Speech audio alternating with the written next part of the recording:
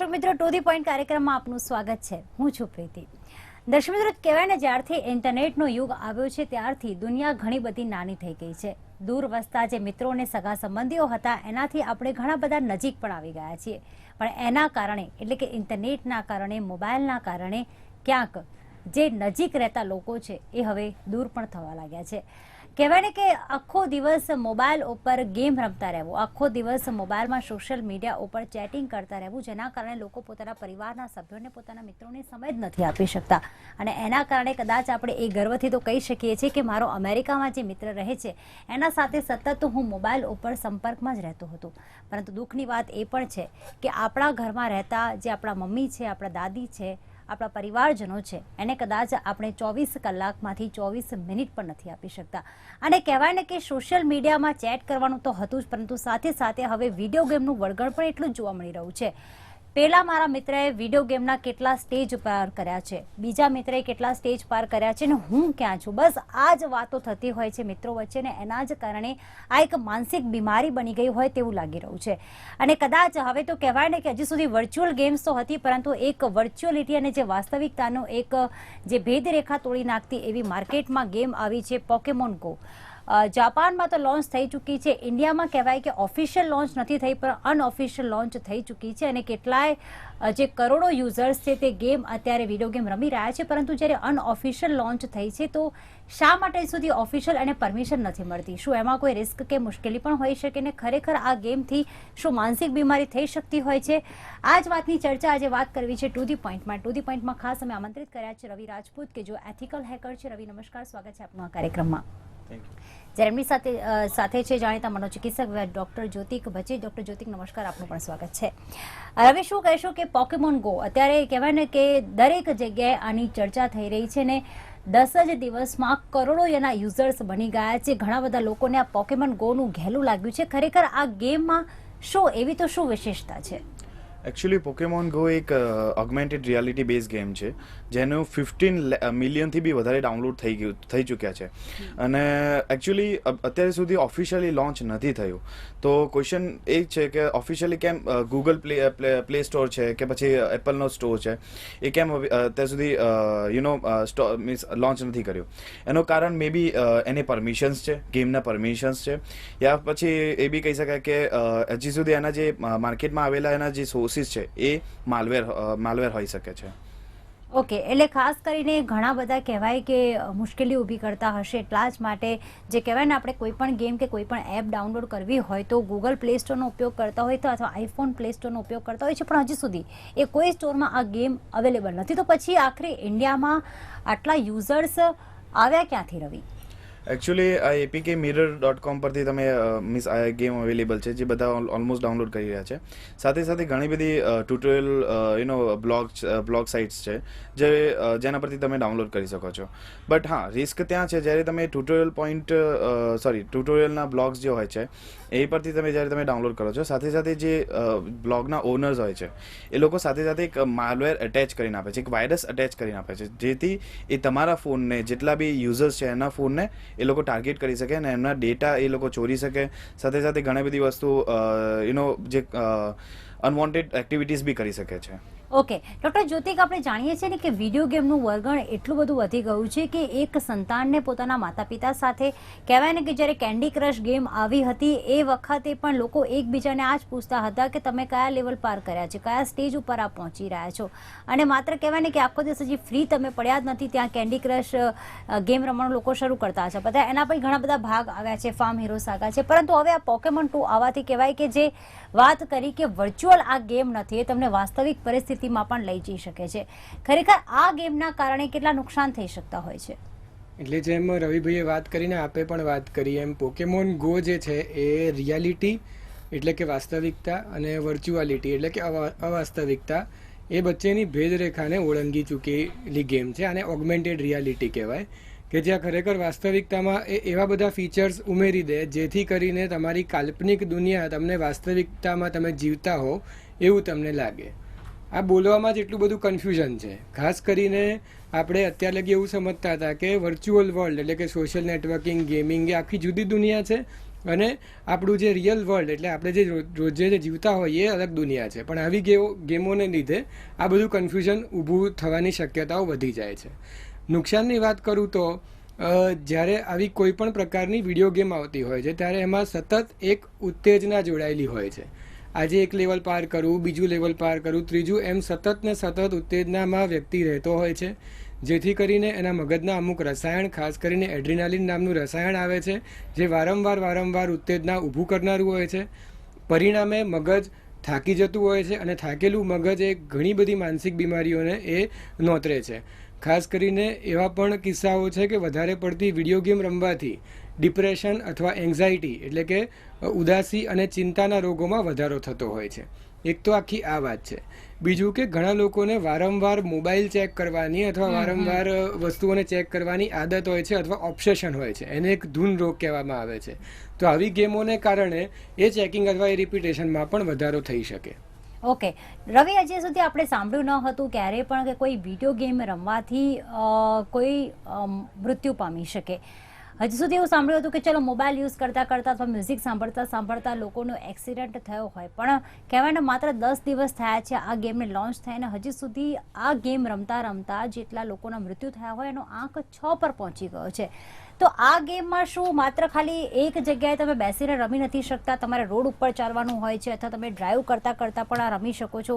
ઘણા બધા લોકો જે આપણે વાત કરી કે વાસ્તવિક એક ગેમ છે, તો ઘણા લોકો બાઇક કે વ્હીકલ ચલાવતા ક્યાંક બીજો પોકેમોન ક્યાં છે, ક્યાંથી આ બોલ મળશે, એ બધું ઘણું બધું આમાં જોવા મળ્યું છે. તો ખરેખર આ ગેમમાં એવું તો શું ઉમેરવામાં આવ્યું છે જેથી લોકોના મૃત્યુ થઈ રહ્યા છે, એક્સિડન્ટ્સ થઈ રહ્યા છે?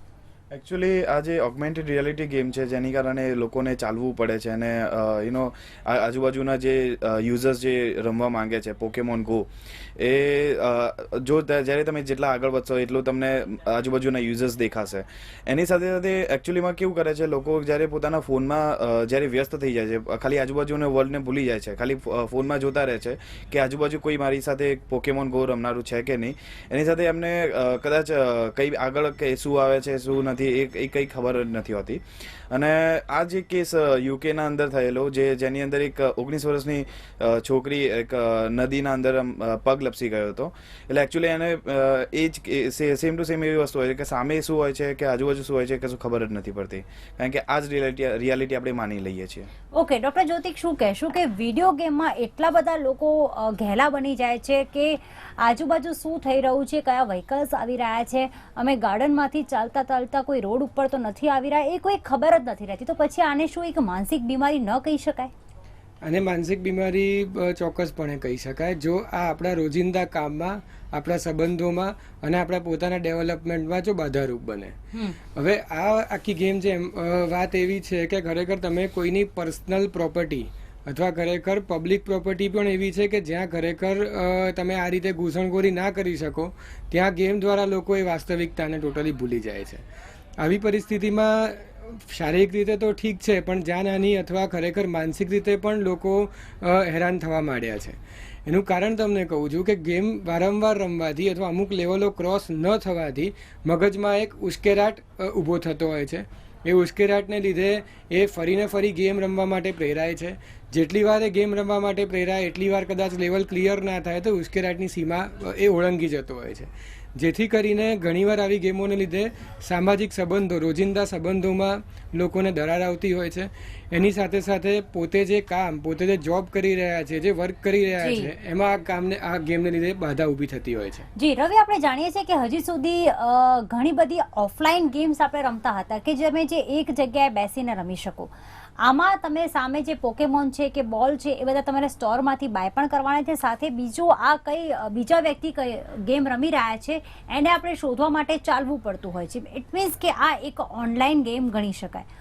ઓનલાઈન સતત તમારું એક તો તમે નેટ ઉપર તો રહો જ છો, પરંતુ સાથે કહેવાય ને કે ઓનલાઈન ગેમ હોવાથી શું વાયરસ, જેમ આપણે કહ્યું કે ઓફિશિયલ લોન્ચ નથી, એની પાછળ ઘણા બધા કારણો હોઈ શકે, એમાં કદાચ વાયરસ પણ હોઈ શકે છે. તો વાયરસના કારણે તમારા મોબાઈલના ડેટા કોઈ હેક કરી શકે એવી શક્યતા ખરી? એક્ઝેક્ટલી અત્યારે 90% જેટલા સોર્સિસ જે બ્લોગ પરથી તમે ડાઉનલોડ કરી શકો છો પોકેમોન ગો, એની અંદર 90% જેટલા પોકેમોન ગોના જે સોર્સિસ છે બધા માલવેર છે. હવે માલવેર યુઝ કરેલો છે એ ડ્રોઇડઝેક નામનો એક માલવેર છે જેના પરથી જ્યારે કોઈ બી માણસ જ્યારે પોકેમોન યુઝ કરતો હોય છે એના અંદરથી વિધાઉટ એની પરમિશન એને ખબર બી ના પડે એવી રીતે એનો ફોટો બી યા ફિર વિડીયો બી ઉતારી શકાય છે, અને એ માણસ ક્યાં ચાલી રહ્યો છે ક્યાં ફરી રહ્યો છે એ બી આપણે જાણી શકીએ, અને સાથે સાથે એના જ ફોનમાંથી આપણે એનો કોલ કરી શકીએ કે SMS બી કરી શકીએ છીએ. એના કોઈ બી ફાઇલ્સ હોય જે એને પર્સનલી વિડીયોઝ એના પર્સનલ ફોટોઝ હોય જે કદી એના ગેલેરીમાં હોય છે એ બધી વસ્તુ એને ડિલીટ બી કરી શકે છે, ક્રિએટ બી કરી શકે છે, અને ડાઉનલોડ બી કરી શકે છે, ચોરી બી શકે છે. સાથે સાથે જીપીએસની જ્યારે આપણે વાત કરીએ ત્યારે જ્યારે આપણે on an average 16 years to 40 yearsની વચ્ચે લોકો ગેમ રમતા હોય છે, જેની અંદર 16 to 25 yearsની વચ્ચેના મેક્સિમમ યુથ જે હોય છે એ બધા ગેમ રમે છે. અગર જો જેટલા લોકો ગેમ રમતા હોય છે બધા ઓન એન એવરેજ મિડલ ક્લાસથી અબાવ હોઈ શકે એવું માની લઈએ, ત્યારે આપણે આ જે જીપીએસથી જે માલવેર્સ છે એનો આપણે યુઝ કરીને કોઈ બી માણસ કોઈનો કિડનેપ બી કરી શકે છે, એ માણસ ક્યાં ફરી રહ્યો છે એ આખો લોકેશન ફાઇન્ડ કરીને એ માણસનો રેન્સમ બી માંગી શકાય છે એ ફોનનો યુઝ કરીને જ. ઓકે, એટલે ગુનાહિત પ્રવૃત્તિઓમાં વધારો થઈ શકે છે કારણ કે આ વિડીયો ગેમ જે છે એ જીપીએસ સિસ્ટમથી ચાલતી હોય છે, અને કહેવાય કે મોંઘાદાટ ફોન જે છે એ એવા બાળકોને અપાવવામાં આવે છે કે જે મિડલ ક્લાસથી ઉપર હોય, અપર ક્લાસના હોય, અને કદાચ ઓનલાઈન ગેમ હોવાના કારણે કોઈ તમારી સિસ્ટમને એટલે કે મોબાઈલને હેક કરી શકે અને પછી જે કહેવાય કે અપહરણ કરીને પછી એ માંગણી પણ કરી શકે છે કે તમારા બાળકને અમે અપહરણ કરી છે. એટલે ગુનાહિત પ્રવૃત્તિઓને પણ વધારે, એટલે કે આ ગેમ તો પછી કહેવાય ને કે સુરક્ષાના પાસા કહે રવિ, જો ઓફિશિયલ અને લોન્ચ નથી કરવામાં આવી, ઘણા બધા વાયરસ એમાં હોઈ શકે છે, ઘણું બધું રિસ્ક એમાં છે, તો પછી આનાથી બચી કેવી રીતે શકાય એના કોઈ આપ સલાહ સૂચન આપવા માંગશો ખરી? સૌથી પહેલાં જ્યારે તમે પોકેમોન ગો જ્યારે તમે ઇન્સ્ટોલ કરશો તો એની પહેલાં પરમિશન પહેલાં જોઈ લેવી કે SMS કે કોલનો એ કોઈ પણ એપમાં લાગુ પડે છે આ બધી એક્ઝેક્ટલી કોઈ બી એપમાં લાગુ પડે છે. સાથે સાથે અગર જો તમે પોકેમોન ગો રમતા છો કે નહીં એ મેટર નથી કરતો, બટ પોતાના મોબાઈલમાં ઈસેટ નામનો એન્ટીવાયરસ કે કોઈ બી અવાસ નામનો એન્ટીવાયરસ ઇન્સ્ટોલ કરી રાખો. અને બીજી વસ્તુ તો એક એ બી કહી શકાય કે પોકેમોન ગોનો આપણે વેઇટ કરીએ અને ગૂગલ પ્લે સ્ટોર પર આવે તાકી એ ગૂગલ બી સ્કેન કરીને બી અપલોડ કરે છે, ત્યાં સુધી આપણે વેઇટ કરી શકીએ. ઓકે ડૉક્ટર જ્યોતિકા, આપણે જાણીએ છીએ કે કદાચ કહેવાય ને કે આજકાલના બાળકોને ગેમ્સનું ઘેલું ઘણું બધું છે, અને એમાં પણ કહેવાય કે એવું નથી કે જે પોકેમોન ગો કદાચ થોડી અઘરી ગેમ કહી શકાય જેના માટે ઇન્ટરનેટ હોવું જરૂરી છે, પરંતુ નાના બાળકો 2.5 થી 3 વર્ષના બાળકોને પણ તમે કદાચ એવું કહેશો કે મોબાઈલમાં ગેમ ક્યાં છે અને એ ગેમ કેવી રીતે રમાય છે, તો ઇઝીવાળી ગેમ તો એ પણ રમી શકતા હોય છે. આ બધી ગેમ્સના કારણે, આ વિડીયો ગેમ્સના કારણે માતા પિતાને એવું હોય છે કે મારા બાળકો વધારે એક્ટિવ થશે, એનો માનસિક વિકાસ વધારે થશે. લાગે છે કે આ ગેમ્સના કારણે બાળકોના માનસિક વિકાસનું કંઈ વધારે અસર થઈ શકતી હોય છે ખરી? આ બધી ગેમ જે વાત કરીએ છીએ કે ઇઝી ગેમ ને અઘરી ગેમ, એ આપણા જેવા લોકો માટે અઘરી છે, પણ હું તો એવું સમજુ છું કે આજના તો જન્મીને તરત 1-1.5 વર્ષના બાળકોને પણ મોબાઈલ બહુ સારી રીતે વાપરતા આવડતો હોય છે. એટલે હવે એ આખા એક આપણા ઇવોલ્યુશનનો એક ભાગ થઈ ગયો છે. મોબાઈલ જે છે એ વ્યક્તિ, હું એવું સમજુ છું કે જન્મથી જ શીખીને આવતું હોય છે, કોઈને શીખવાડવો પડતો હોતો નથી. જ્યાં લગી માનસિક વિકાસની વાત આવે, હા, તો ચોક્કસપણે આવી બધી ગેમોને લીધે એ તરત પ્રસિદ્ધિ અથવા તરત કીર્તિ મેળવવા અથવા તરત આનંદ મેળવવા વાળી બધી પ્રવૃત્તિઓમાં એ લાગી જશે. કોઈ પણ ગેમમાં તમે એક લેવલ પાર કરો એટલે તમને અમુક રિવોર્ડ આપવામાં આવતા હોય છે, અમુક વસ્તુઓના તમને એ વર્ચ્યુઅલ મની આપવામાં આવતા હોય છે. તો નાના બાળકો જ્યારે આવા નાના નાના રિવોર્ડ્સ વગર મહેનતે અથવા વિના કોઈ શારીરિક પરિશ્રમ વગર મેળવતા થાય છે, તો એમની માનસિક વૃત્તિ એવી થઈ જાય છે કે મહેનત કર્યા વગર આપણને પ્રસિદ્ધિ મળી જશે. જો મેં બીજા કરતાં 10 લેવલ પાર કરી લીધા અડધો કલાકમાં, એટલે અડધો કલાક વગર મહેનત કરે, વગર ભણે, વગર ગણે, વગર કોઈ સાથે વાતચીત કરે, મારી પાસે તો આટલા વર્ચ્યુઅલ હજારો ડોલરો છે. એટલે એવી વસ્તુઓને લીધે બાળ મનોવૃત્તિ પર એવી અસર પડે છે કે મહેનત કરવી નહીં. એની સામે જોવા જઈએ તો પેરેન્ટ્સની વૃત્તિ, કે પેરેન્ટ્સ એવું સમજતા હોય છે કે ભાઈ આવી બધી ગેમના લેવલ પાર કર્યા તો બહુ સારી વાત કહેવાય. એટલે પેરેન્ટ્સ બી આવી બધી વાતોને વધારે ચર્ચા કરતા હોય છે. મારી દ્રષ્ટિએ જો આને આપણે માનસિક વિકાસની દ્રષ્ટિએ જોઈએ તો ખાસ કરીને પેરેન્ટ્સે આવી ગેમોને એન્કરેજ ન કરવું જોઈએ. પેરેન્ટ્સે પોતે બાળકોની સામે આવી ગેમો રમવી ના જોઈએ. પ્લસ જો આપણે મોબાઈલ આપીએ છીએ તો ઇન્ટરનેટ કનેક્શન વગરનો મોબાઈલ આપીએ, જેથી કરીને તમારી બાળકની માત્ર ને માત્ર માનસિક નહીં પણ જેમ રવિભાઈએ વાત કરી એમ સેફટી સિક્યોરિટીના સવાલ પણ ઊભા ના થાય. એટલે એક વિકાસ નો પણ આ ગેમ માઇલસ્ટોન ઊભો કરશે એવું મને ઓકે લાગે છે. રવિભાઈ, આપણે જાણીએ છીએ કે આ ગેમ જે છે હજી સુધી 26 દેશોમાં લોન્ચ થઈ ચૂકી છે, ઓફિશિયલ લોન્ચ થઈ છે, પણ રશિયાનું તો એવું પણ કહેવું છે કે દુશ્મન દેશોની જે ગુપ્તચર એજન્સીઓ છે એનું આ એક પ્રકારનું કાવતરું હોઈ શકે છે. પોકેમોન ગો ઓનલાઈન ગેમ છે જેના કારણે તમને પૃથ્વીના દરેક ખૂણે એક એક પોકેમોન મળી શકે છે. ચાલતા ચાલતા તમે જે ભારતના છે કે ગુજરાતના રહેવાસી છે, ચાલતા ચાલતા ક્યાં પહોંચી જાય, એમને ક્યાં પોકેમોન મળી જાય એ એમને ખબર નથી હોતી. જો આટલા બધા યુઝર્સ વધી જશે તો પોકેમોનની સંખ્યા પણ વધી જશે. શું લાગે છે કે કદાચ એક રિસ્ક ફેક્ટર એ હોઈ શકે કે ગુનાહિત પ્રવૃત્તિઓને, જે લોકલ ગુનાહિત પ્રવૃત્તિઓ છે, હત્યા છે, અપહરણ છે, બ્લેકમેલિંગ છે, એને તો ઉત્તેજના મળશે જ, પરંતુ સાથે સાથે કદાચ કેટલીક માહિતી એવી હશે જેમ કે યુથની માહિતી, કોઈ નંબર છે, મેસેજીસ છે, બીજા યુથ એને હેક કરી શકે છે. પણ સાથે સાથે જે કદાચ કોઈ મોટા અધિકારીઓ હોય, કોઈ પોલીસ ઓફિસર્સ હોય, જો એ આ ગેમ રમતા હશે તો એના મોબાઈલના ડેટા પણ કોઈક ને કોઈક તો હેક કરી શકશે. ખરેખર દેશની ગુપ્ત માહિતીઓ આવી અનઓફિશિયલ ગેમના કારણે લીક થઈ શકે ખરી? એક્ઝેક્ટલી. જ્યારે પોકેમોન ગોની વાત કરીએ કે કોઈ બી ગેમની વાત કરીએ, સાથે સાથે આપણે એટેચમેન્ટ મીન્સ એની પાછળ જ એક વાયરસ બાઇન્ડ કરેલો હોય છે. એક વાયરસ એની સાથે જ એક તમને ખબર બી ના પડે એવી રીતે ઇન્સ્ટોલ થઈ જતો હોય છે, જેની સાથે અગર કોઈ બી ઓફિસર હોય તો એનો ફોન આપણે ફોર એક્ઝામ્પલ કોઈ વિદેશી વી કેન સે આપણો કોઈ દેશ છે જે આપણે નુકસાન કરવા માંગે છે, કે કોમ્પિટિટર કંપની છે જે સામેવાળી કંપનીને નુકસાન કરવા માંગે છે, તે સામેવાળા પોઝિશનના પર્સનને આપણે મોબાઈલમાં ઇન્સ્ટોલ કરાવી દેશે ગેમ, અને એ ફોનનો યુઝ કરીને ગમે ત્યારે ફોર એક્ઝામ્પલ એક બોમ્બ પ્લાન્ટ કરેલો છે એક જગ્યાએ, અને એની ઉપર SMS ટ્રિગર યા ફિર ફોન ટ્રિગર આપણે એક મૂકી દઈએ, અને એ જે ફોન જેના અંદર આપણે વાયરસ નાખેલો છે, જેને આપણે હેક કરેલું છે, એ ફોનનો યુઝ કરીને એ બોમ્બ યા ફિર SMS ટ્રિગર કરી શકે, તાકી વી કેન સે કે એ ફોન જ્યારે દેખાવામાં આવે તો તે એવું લાગે કે આ બોમ્બ બ્લાસ્ટ કે આ કઈ બી વસ્તુ કરી છે એ ઇન્ડિયન કે કોઈ બી આપણા ઓફિસરે જ કરી છે સામેવાળાએ. ઓકે ડૉક્ટર જ્યોતિક, કહેવાય ને કે જ્યારે આ ગેમ લોન્ચ થઈ ચૂકી છે અને આના કારણે ફિઝિકલ એક્ટિવિટી બાળકોની, યુથની વધી શકે છે, એનું કારણ એ છે કે ચલો નાનપણમાં તો બાળકોને તમે મોબાઈલ આપી દો અને એક ગર્વ અનુભવે માતા પિતા કે આટલું નાનો બાળક હોવા છતાં મારા બાળકે 10 સ્ટેજ પાર કરી નાખ્યા કે 20 સ્ટેજ પાર કરી ગયા, આપણે જે પહેલાં ચર્ચા કરી. પણ જેમ જેમ એ બાળક મોટું થતું જશે, જેમ જેમ એના મોબાઈલ અને વિડીયો ગેમની અસર એના ભણતર ઉપર કે અભ્યાસ ઉપર થશે, ત્યારે માતા પિતા એવું પણ કહેશે કે આખો દિવસ બેસીને જ ગેમ્સ રમે છે, જેના કારણે તે ઓબેસિટીનો શિકાર બની ગયો છે, તેનું વજન ઘણું બધું વધી ગયું છે, નાની ઉંમરમાં વારંવાર બીમાર પડી જાય છે, એટલે કારણ કે ફિઝિકલ કે સ્પોર્ટ્સની એક્ટિવિટી નથી કરતો. પરંતુ જો આવી કોઈ ગેમ આવે તો ઘણા માતા પિતા કે મેડિકલ રિસર્ચ એ પણ કહે છે કે બાળકોની, એટલે કે જે યુઝર્સ છે એની ફિઝિકલ એક્ટિવિટી વધી જશે, એ ચાલતા જશે, એના માટે તેમનું એક એક્સરસાઇઝ પણ થઈ જશે, એટલે હેલ્થ માટે સારી હોઈ શકે છે. તો બીજું રિસર્ચ એવું પણ કહે છે કે વિડીયો ગેમ્સના કારણે તમારી ઊંઘ ઓછી થઈ જાય છે, તો એના માટે આપ શું કહેશો? એટલે તમે વાત કરી એમ કે શારીરિક કસરત વધી શકે, વ્યક્તિ ચાલતો ચાલતો ગમે ત્યાં એ પોકેમોન શોધતા જાય, એ વાત સાચી છે, પણ એનો ટાઈમ લિમિટેશન હોવો જોઈએ. આજે કોઈ પણ ગેમ તમે કલાક રમો છો, અડધો કલાક રમો છો, તો એના બેનિફિટ બહુ છે. આજે ક્રિકેટ આપણે કલાક રમીએ છીએ, કે કોઈ બી આઉટડોર ગેમ આપણે કલાક રમીએ છીએ, આપણે 24 કલાક તો રમવા નથી જતા. એવી રીતે આપણે પોકેમોન બી કલાક રમી શકીએ, પણ આપણી લિમિટેશનમાં, નહીં કે આપણા ઘરની બહાર જઈને સીધા ગમે ત્યાં દોડધામ કરીએ, કોઈના ઘરમાં ઘૂસી જઈએ, ના હોય તો કોઈની હોસ્પિટલમાં, દુકાનોમાં ઘૂસીને આપણે પોકેમોન રમીએ, કારણ કે એ વસ્તુને લીધે આપણને તો આનંદ મળવાનો છે, પણ સામેવાળાને શું નુકસાન થવાનું છે એ બહુ મોટો એક પ્રશ્ન આવીને ઊભો રહે છે. બીજું કે આવી બધી ગેમને કારણે ભણતર પર તો અસર આવે જ છે, પણ એના કરતાં વધારે અસર આવે છે એક ડરની માનસિકતા પર. કોન્સ્ટન્ટલી તમને એવું લાગે છે કે ભાઈ હું તો આખી અત્યારે કાલ્પનિક દુનિયા જ જીવું છું, અને એ કાલ્પનિક દુનિયાને લીધે એક ડર ઊભો થાય છે કે મારા કોઈ ડેટા જઈ જશે તો, હું ક્યાં છું એ લોકેશન કોઈ જોઈ જશે તો, મારા ફોન નંબરનું લિસ્ટ કોઈ પાસે જતું રહેશે તો, અને એક વહેમ શંકાની વૃત્તિ અથવા ડરની વૃત્તિ ઊભી થતી જાય છે. ઘણા એવા પણ લોકો છે જે ઓલરેડી એ લોકોને માનસિક તકલીફો છે, જેમ કે સાયકોસિસ અથવા સ્કિઝોફ્રેનિયા નામની માનસિક બીમારી છે, જેમાં ખરેખર એ લોકો વાસ્તવિકતાથી વિહોણા છે. તો આવી ગેમ રમવાથી વાસ્તવિકતાથી એ વધારે વિહોણા જઈ શકે, તો ખરેખર એ લોકોને વધારે નુકસાન થઈ શકે.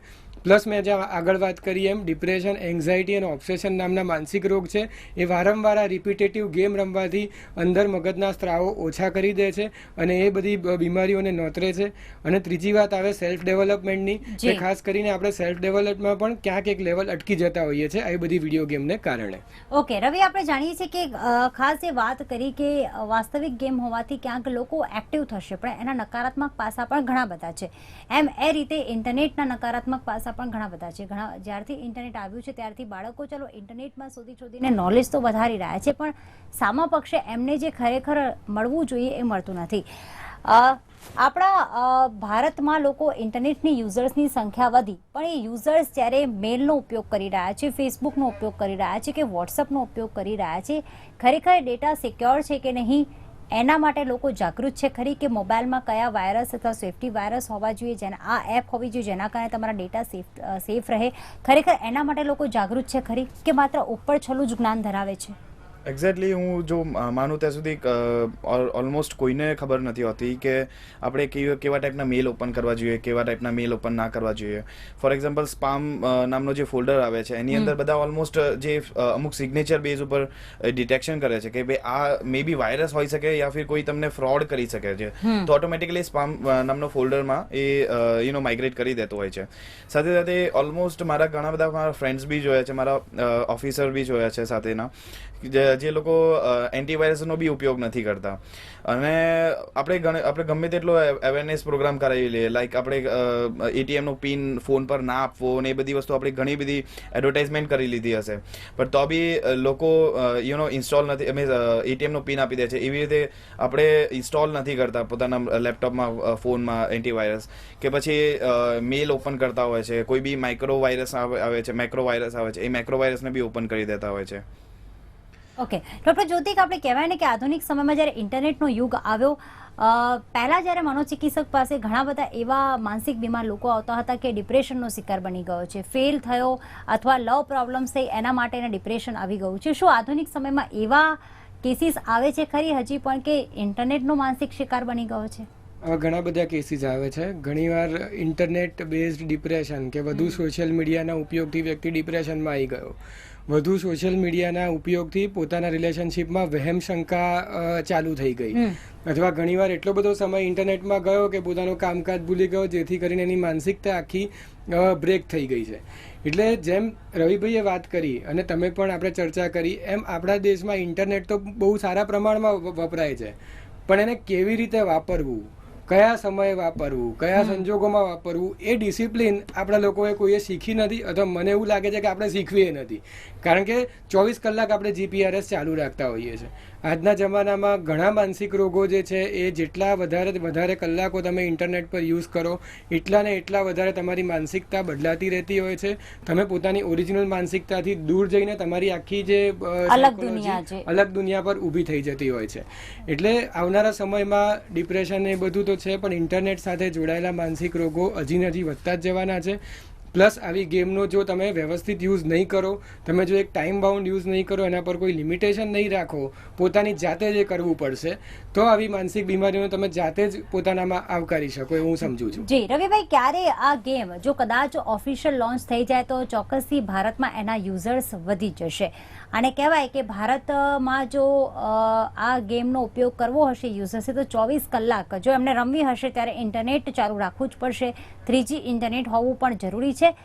એટલા માટે લોકો એવું કરશે કે વાઈફાઈ ઝોનમાં જઈને આ ગેમનો ઉપયોગ કરી શકતા હોય છે, કારણ કે જો ઇન્ટરનેટથી ઉપયોગ કરશો જલ્દી તેમનો ડેટા ખલાસ પણ થઈ જશે. એનો સતત જો ચાલુ રાખવું હશે તો વાઈફાઈ ઝોન એમના માટે એક કહેવાય કે ઓછું ખર્ચાળ સાબિત થઈ જશે, અને સાથે તે ગેમ પણ રમી શકશે.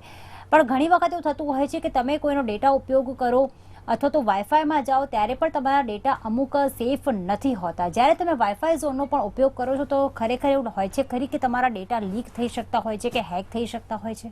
એક્ઝેક્ટલી. જ્યારે તમે ફોર એક્ઝામ્પલ હું કોઈ બી રેસ્ટોરન્ટમાં જઈને પોકેમોન ગો રમું કે કોઈ બી એપ્લિકેશન ઓપન કરું, તો મારી સાથે બેસેલો માણસ કોણ છે, શું કરે છે, આપણે કશું ખબર બી નથી હોતી.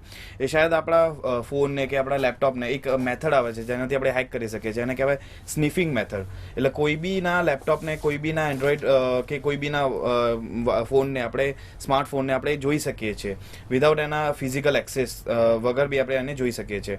સાથે સાથે એના કોઈ બી મેલ આવે છે, કોઈ બી વોટ્સએપના અત્યારે તો એન્ડ એન્ક્રિપ્શન આવી ગયું છે વોટ્સએપમાં, તો બી વોટ્સએપના કોઈ બી મેસેજીસ છે, કોઈ બી ચેટ છે કે પછી મેલ, તો સાથે સાથે ઘણી બધી એક્ટિવિટીઝ જે કોલની બી થતી હોય છે, એ બધી વસ્તુ તમે બાજુમાં બેસેલો યા ફિર એ જ વાઈફાઈમાં યુઝ કરતો માણસ કરી શકતો હોય છે. ઓકે, એટલે દર્શક મિત્રો ખાસ કહેવાય ને કે આપણા ઘરમાં જ આપણા મા બાપ હોય, આપણા ભાઈ હોય કે બહેન હોય, તે આપણા મોબાઈલમાં આપણા મેસેજ, આપણા કોલ્સ, આપણા વોટ્સઅપ મેસેજીસ વાંચી ન જાય એના માટે આપણે પાસવર્ડ રાખતા હોઈએ છીએ, એટલે કે નજીકના લોકો માટે આપણે પાસવર્ડ રાખતા હોઈએ છીએ.